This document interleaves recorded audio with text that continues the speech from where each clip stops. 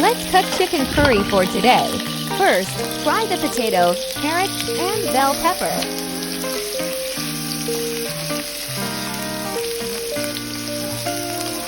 Set it aside when it's cooked.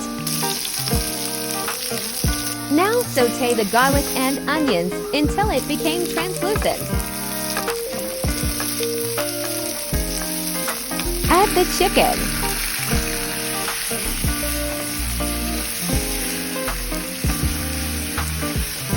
Put ground black pepper and fish sauce. Put the second paiga of the coconut milk. Add curry powder and turmeric powder. Let it simmer. Now add the fried potato, carrots, and bell pepper. Add the pure coconut milk, or the first paiga.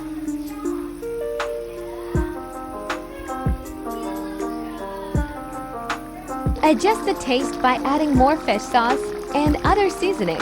Simmer until the meat is cooked. Serve and eat well. Thank you for watching.